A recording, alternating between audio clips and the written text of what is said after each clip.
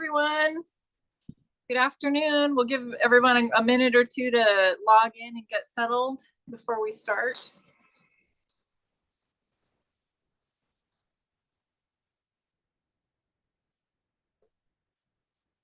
All right, welcome everybody. Nice to see you here today. Thank you for joining us. It's a beautiful day at Refugio State Beach today along the Gaviota coast. My name is Jennifer and I work for California State Parks. And today we are going to read a really awesome story. And I've also invited a special friend with me to help me narrate the story. So I'm going to introduce them right now. My friend Olive the Otter.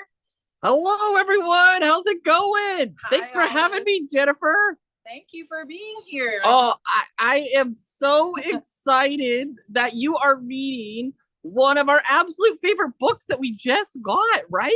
Yes. What's the name of the book we're going to read today? Let me go grab it. Okay. Just gonna say. Here it is. It is called If You Take Away the Otter. Yes. Yes. This is a great book, so I hope you guys all enjoy it today. Yeah, and I think we're gonna read the book, kind of talk about some things along the way, and we're even gonna show some cool things at the end, right? Yes, perfect. Yeah, some stuff that you brought from the kelp forest. Yes, look at. I was out there this morning, and you wouldn't believe how beautiful those kelp beds right behind you are. I keep looking this way because I just love the kelp beds behind you. Out at the point out there, there's a nice kelp bed. If I can get my camera. Yeah, out here, there's a nice kelp bed by the point. Yes, it is quite amazing. But yes, thank you again for everyone to join us today for our webinar, If You Take Away the Otter. All right, let's jump right in. Nice. Pull up our story and begin. All right, I'll let you get to it here. Okay, thank you. All right.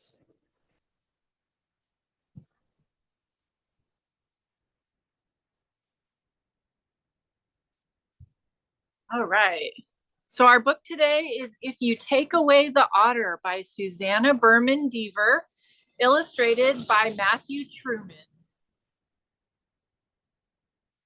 On the Pacific coast of North America, where the ocean meets the shore, there are forests that have no trees. Those forests are not on land. They are ocean forests, forests of kelp. And kelp is a large marine algae or seaweed. Yes, it is. And you know what, Jennifer? I think it's important that you have to tell everyone about how kelp gets its energy. That big word. Yes. Photosynthesis from the sun. Yes. It is just like plants on land, where those plants in the ocean, those algae species, I should say, there are plants in the ocean, but they rely on that sun energy, right? Yes, that's why they grow up towards the surface, towards the sunlight to grow. Yes. Ah, so cool. They're awesome.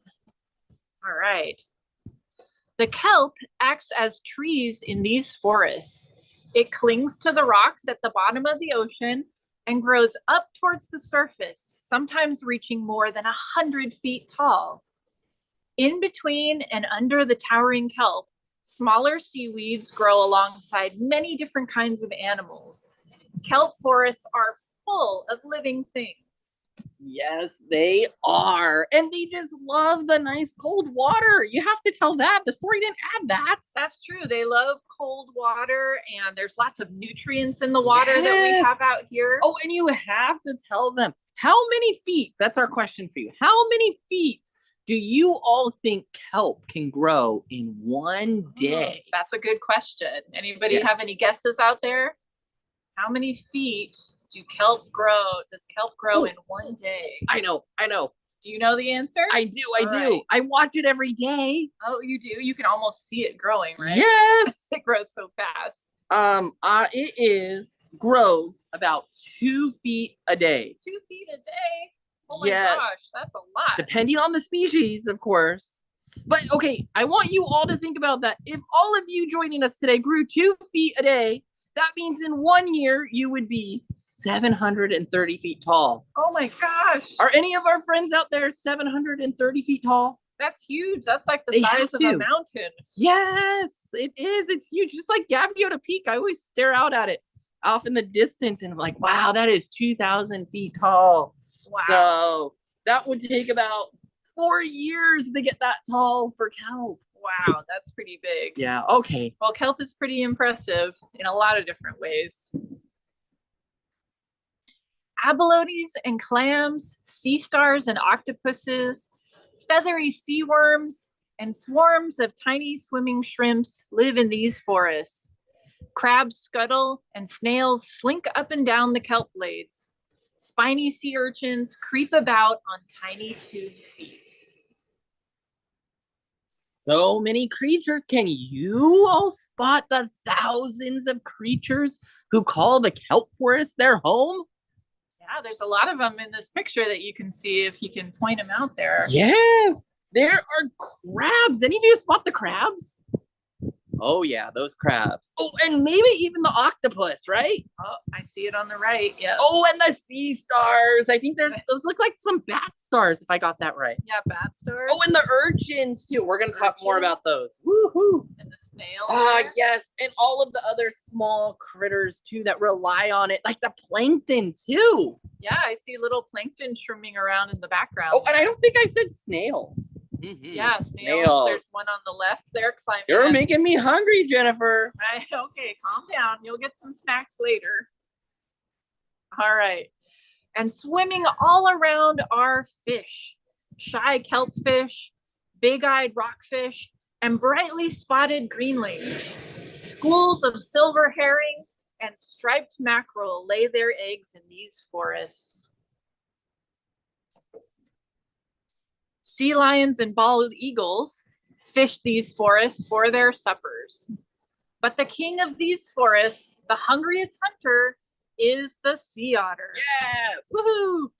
Otters dive into the deep and fill their bellies with fish, clams, snails, and crabs, abalones and octopuses, and prickly, spiny sea urchins. Yes, you got it, Jennifer.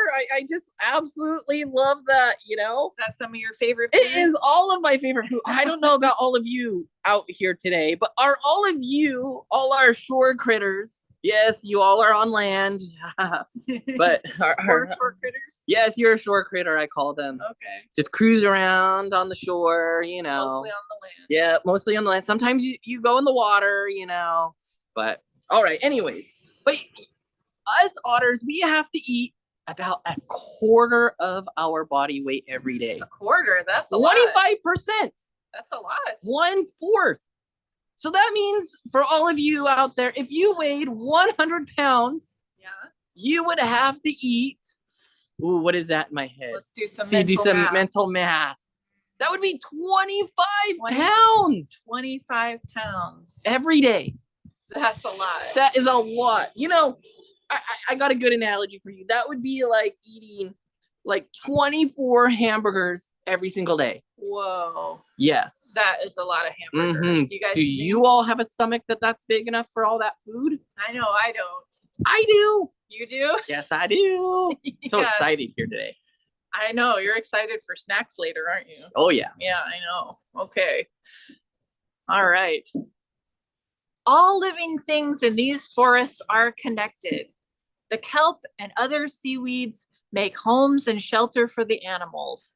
They provide food too. Animals like abalones, snails, and sea urchins eat the kelp and seaweed. And some animals, like sea otters, eat other animals. There's just enough seaweed eaters, and enough meat eaters to help the forest thrive. But there was a time when people took the otter away. Oh, yes. It's a very important part of our history here. Yeah, as otters. This is a serious topic. Yes, it is. Yeah. So make sure you tell them. Yeah, there was a time when people hunted the otters, and it was not such a good thing. Indigenous peoples had lived alongside otters for thousands and thousands of years. But then new people came into this coast, and they wanted the sea otter's fur, which is thick and soft and the warmest of warms. They wanted to sell it around the world. They took more and more, hunting the otters until almost all of the otters were gone. People don't always understand at first the changes they cause when they take too much. And when they took the otters away, the kelp forest began to change.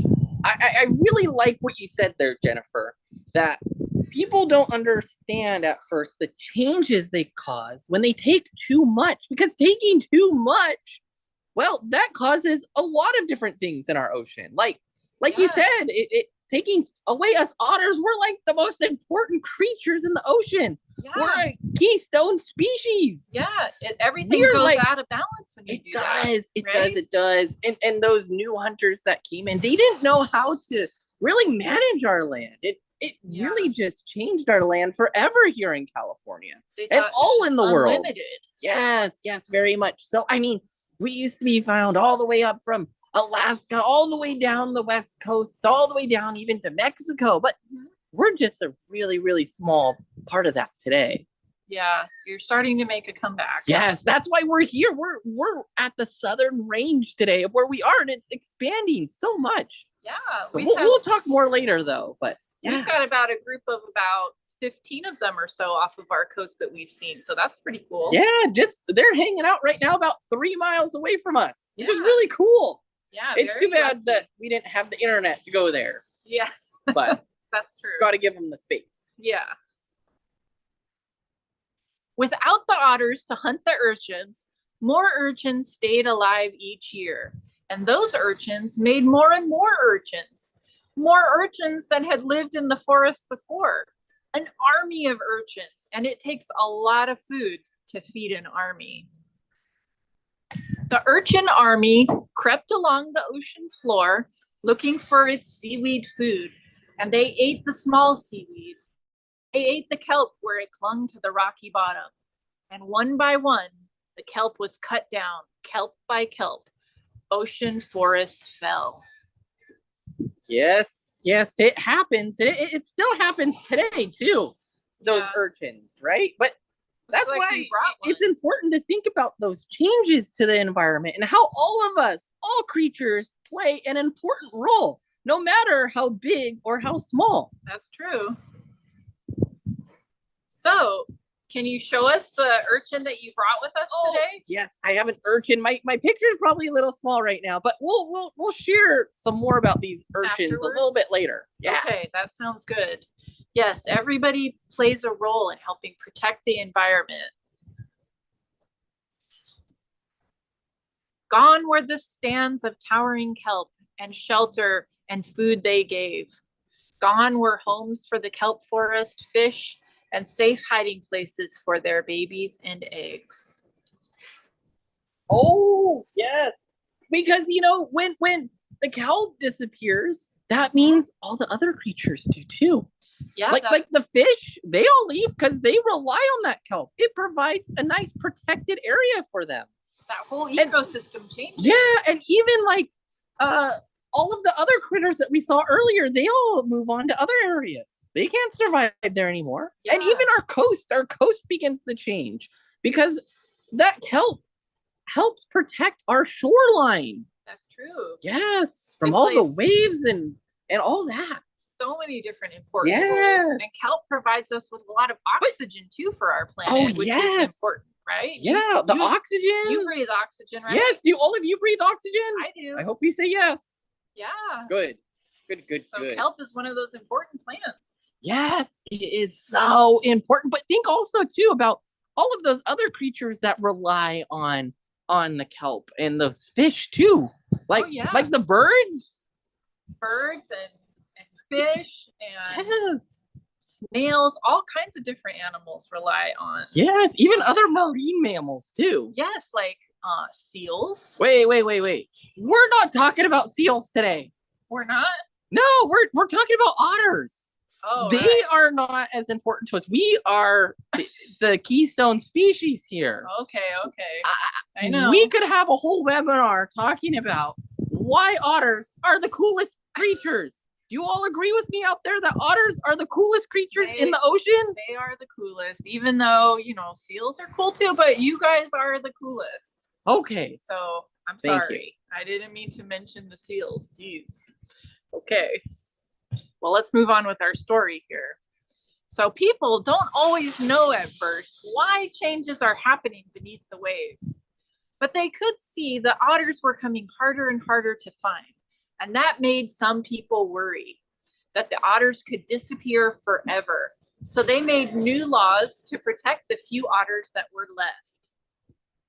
Yes, definitely. 4 countries got together. Oh. Did you know that? Did you all know that? Can you guess that. what 4 countries they are? I'll give you a hint. What country are we in right now? The United States? Yes, that was one. That was one of them. Good. The other one was Russia. Okay. Japan and Great Britain. All of them got together to sign the International Fur Seal Treaty. So which stopped a lot of that hunting that was going on by the new people. Yeah. Okay. Yeah, yes, those new hunters. So sometimes it takes new rules and regulations and laws in place to protect the animals in the environment so they're not overhunted. Yes, that is a really good point, right? The actions that us people can take that really help our wildlife.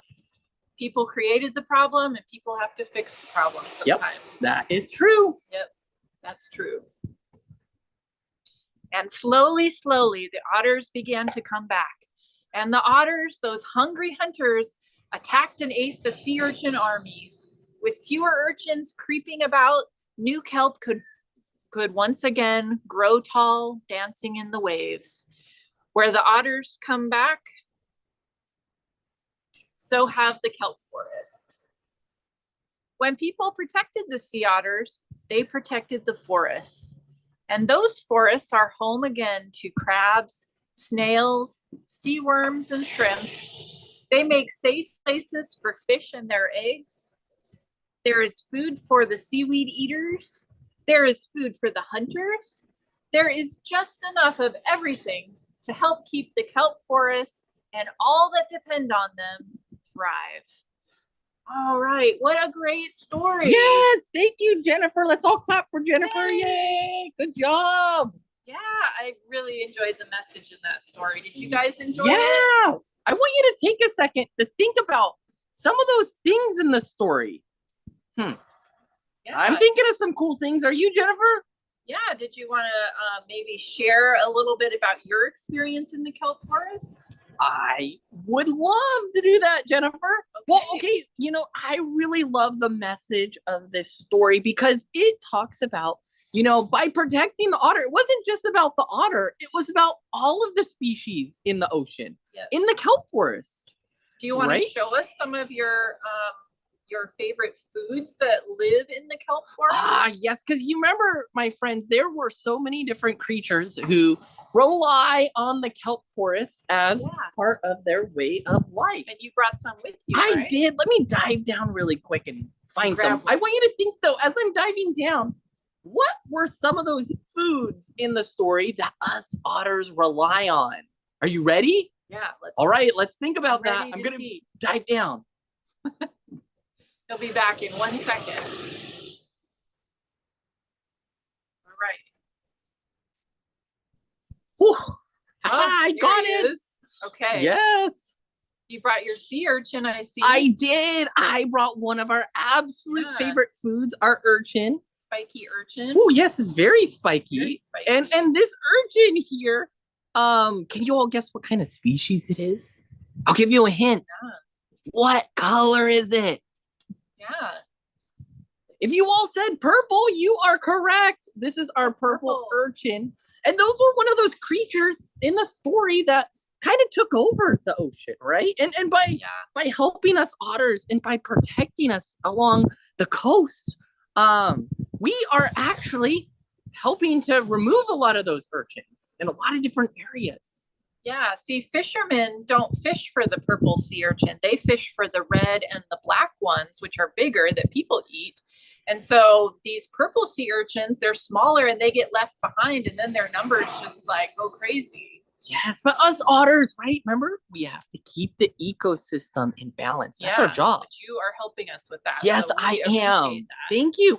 would you like to share some pictures of those urchin barons there? Yeah. Remember we talked about them in the story, but I wanted you to share some of those real pictures. Yeah, let's see a picture of a real urchin baron so you can see what they look like. So here's our beautiful real kelp forest. This is taken out at the Channel Islands, and you can see the kelp reaching towards the sunlight. And it really does look like a forest of trees. Yes, it is so beautiful. Have any of you ever had the opportunity to go into a kelp forest? Oh, I have. I've And you know, I think it's important right now to tell our friends too about that live dive that's going on tomorrow at Point Lobos, and they can go into the kelp forest there. Oh, that's awesome. Yeah, you guys should definitely check that out. There's definitely a webinar tomorrow. That's right. And it's going to be live streamed too, so if you miss it, you can always catch it later. Yeah. But that's a great opportunity to dive into the ocean. Because it's World Ocean Week this week. It is. Right? So, World Ocean Day is Saturday. Yeah. Check out, there's so many different great programs out there. So here's our kelp forest. And then here is a great picture of sea urchins eating the holdfast or the root ball of the kelp. And see how they chew off the strands of kelp. And once they chew the strands off, the kelp dies. And so, you know, if you end up with too many of them, like in this picture, there's hardly any left. There's no more kelp left. So they can really get out of control. And this is what they call an urchin baron, because it's barren of all the kelp. All right. Nice job. Thanks for sharing that with everyone. Yeah. I thought they would really want to see that because, you know, urchins, those are an important species we regulate. But, you know, you mentioned to everyone that we are in the Santa Barbara area, right? The Santa Barbara Channel. So there's a lot of scientists who study this area. And all of you could grow up to be a scientist to study sea otters and to help protect and restore the habitats that we live in. That's true. And, you know, the scientists who study this area, they study a lot about us and about our food. Can you all guess what the #1 food source is in our area? Want you to think about that. Not sea urchins? It's not sea urchins. Really? Nope. Clams? Keep guessing. You never know. I asked one to come today. You never know if they might appear. Oh, I think there's one there. Is there? Oh, it is. Oh my goodness. What is that? It is the octopus. Yes.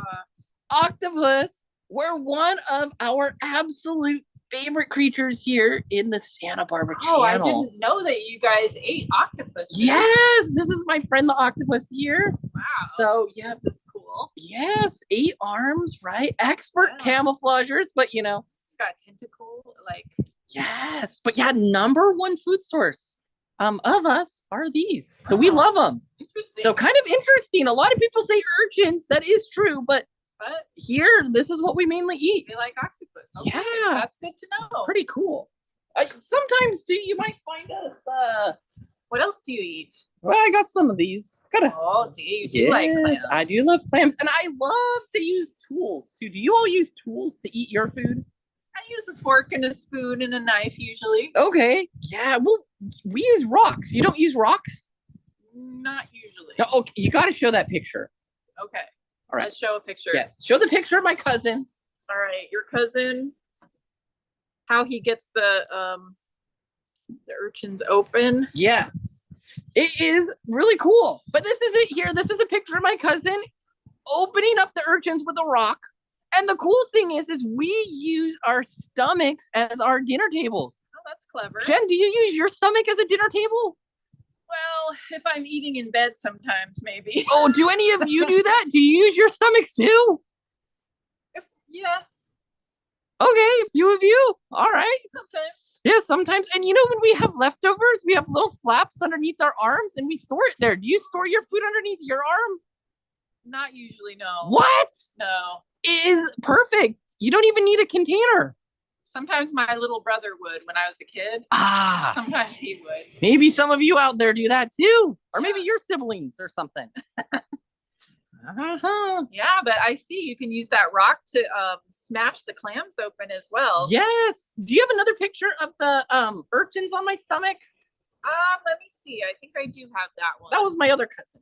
Yeah, you have lots of cousins. I do. Yeah. Okay. All right. Yeah. Let's see. Yeah, here's the picture of Nice. your other cousin. He's got I love it. 5 sea urchins. Yes. 5 of them, which is so cool. And I think it's so cool to mention too that, those otters have been expanding. We've been expanding our range into this area even more. We used to be found 20 miles, 30 miles up the coast, but it's getting closer down to this area. Isn't that cool? Yeah, that's great. We love to have you guys. Yes, I know. So we love it. It's a great spot here. So hopefully we'll start seeing more of each other here if the conditions are right and the people behave right too in our ecosystem, right? Yeah. Now, I noticed that your cousin here does not have a rock on his stomach. So how is he going to get into that sea urchin? He might have one stored with him, or he could just dive down and grab his rock if he dropped it. Oh, okay. But I know you guys have really strong teeth as well. Yeah. Should we show everyone my teeth? Yes. Don't we have a model of your teeth to show everybody? Yes. Are you ready? Ta-da! Go get that for me. Here it is. Oh. You were talking about the other thing. Okay, let me go grab it. Go get the model of the teeth so we could see it. Okay. Oh, you got it? Okay, here, let me grab it. You can take it here. Whew. Okay, look. So we have this plastic model here of a real, this is a plastic model of an otter jaw here. And look at those really strong, sharp teeth. So if they happen to not have a rock, they could just crunch into the sea urchins with their very strong teeth there. So almost like a canine or a dog jaw. Yes. Isn't it so cool? So you definitely don't want to get bit by an otter either. Right. We got to respect wildlife. And I think that's something I want to talk to our friends about now. It's just how we behave with wildlife too. Because I want everyone to know too, this big word. It's called conservation, right? Conservation. Yeah, we got to conserve our resources, but we also have to protect. Can you all say protection? Protection. Got to protect wildlife. Protect and conserve. And we also have to respect. Yep. Sort of like how we're all nice to our friends, right? We're nice to each other as people, right? But polite and give them courtesy. And we got to have to do the same thing with wildlife, right? You're the critters of the land. We're the critters of the ocean. And, I think you should tell everyone about staying away from us, Yes. And a good rule for that is giving wildlife enough space. And we like to tell people to give at least 50 feet of distance between you and a wild animal so that it keeps you safe and it's not bothering the wild animal. Because a wild animal like you could get startled and maybe lash out and bite somebody, if you felt threatened or scared. Yeah, it's always good, right? Like 50 feet. Yeah, 50 feet away. It's always a good rule of thumb. I have a hard time judging 50 feet of distance, so I like to use, like you mentioned, the rule of thumb. How about everybody put your thumb out there? And I want you to look in front of you with your thumb. And if you can cover up the wild animal with your thumb, so you can try this maybe with an object in your classroom or something across the room. If you can cover it up with your thumb in your vision there, then you're far enough away. So that's a good, we call it rule of thumb. Nice. I absolutely love that. Because, sometimes like when we're grooming, I have to get air into my skin here and into my fur here to help us float and stay warm, right? Keep it nice. We spend a lot of our day grooming, but a lot of people will think we're really cute and cuddly. But it's always important with wildlife, especially wildlife out in the wild, to give them their space. Yeah. Especially creatures like us, because we are protected. We are an endangered species. Yes, an endangered species. And you might look cute and cuddly, but in reality, they can, bite you if you get a little too close. So you have got it. Careful. Yep, that is always something important for us to remember. I think too, Let me get something. Hold on one second, my friends. Okay, did you want to show us something else? Oh, I see. We get a lot of these things. Okay, do you want me to hold that? Yeah, you can hold it. Okay. You mean plastic? Yes, plastic. And trash? And trash out in our ocean. And, that doesn't come from us. Like, I just have broken sea urchin shells, and that just becomes part of the sand on our beach. That's why it's important, right, to leave shells at the beach. But not plastic. Yeah, I don't know why people always come here and leave plastic and trash. No matter how many times I tell people, they still leave it. It's very frustrating. Yes. It's very important to clean up trash off of the ground. You know what I like to tell people? What? I like to tell people take 3 for the season. Yes. So wherever you're at school, at home, at the park, or the beach, try to pick up trash, 3 pieces of trash every day. And that keeps trash off the ground. And so that wildlife doesn't eat the trash or come in contact with it. Yes, I love that, Jennifer, because, we can make our ecosystem an even better place, right? Because remember, Absolutely. People are the change in this world. All of us have ideas, right? And inspiration to come up with new ideas. Right? And people made this plastic, so they need to clean it up. Yes, definitely, right? We are all the change. And people have helped to change the course of otters from just having just a few of them to having more and more of them by adding protections and by restoring our ecosystems. And that's all because of people who had a dream, an idea. Yeah. Right? And I think that's important for all of our friends out there, right? To have an idea and a dream, and it will make a big difference in our world. Yeah, if we all agree to do it and we all make the effort, we can definitely make changes. Right? Just like taking 3 for the sea is so simple. And even just the rule of thumb, staying away from wildlife and respecting them. Yeah. That is so important there. I absolutely love that. Yeah. Thank you for sharing that message with everyone. And I'll take this back. Oh, good. With me, yes, so take it back with you. Yeah, I don't want to deal with that. Yeah. We have too much of that we see. I'll take that and recycle it. Thank you. Yes. All right. And I encourage everyone to use reusable containers, like how I reuse my rock. Like really important. Reusable water bottle or container. Yes. That's a good way to lessen your use of plastic. Good. And also reusable shopping bags. And, maybe buy in bulk so you're not using so much individual single-use plastic. All that stuff really makes a difference. And I think the big message today to tell everyone that if we take the otter away, right, it caused a big difference. And it made a big difference. It did, but by bringing us back and by the simple things that all of us can do to make a big difference, we can affect a lot of different species in a really great way. Yep, and everything stays in balance when the populations of animals are what they need to be. Yes, I love it. Well, you know what? Should we thank all of our friends for joining us today? Yes. I did want to mention one more thing before we go. And that was to mention that about marine protected areas. I forgot. Those protected areas, yes. Those help you guys too. They do. There are 19 of them in our area, which we love. Yes. And there's one of them that we hang out with that's just a couple miles away from us right now. And we love it. It's just a great area that's nice and protected. And it helps protect our different food sources too. Yeah.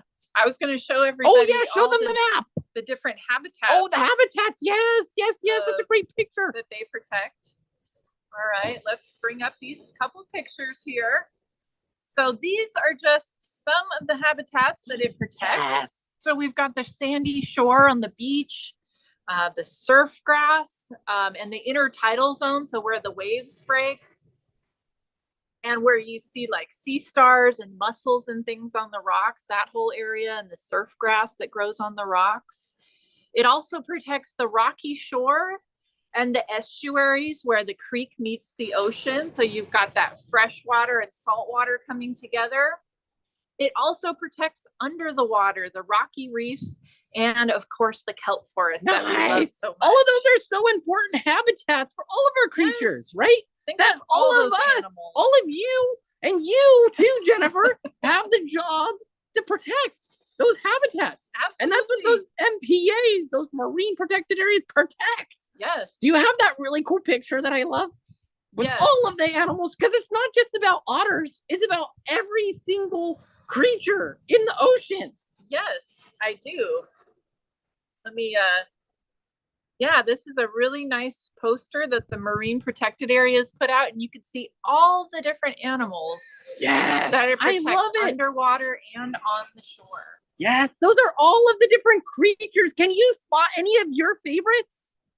There's so many. Yes, you might see the pelicans and the wolf eels. Those are so cool. I do see a sea lion out there. We're not talking about sea lions. Remember, this isn't a webinar about sea lions. I know that's a trigger for you. Yes.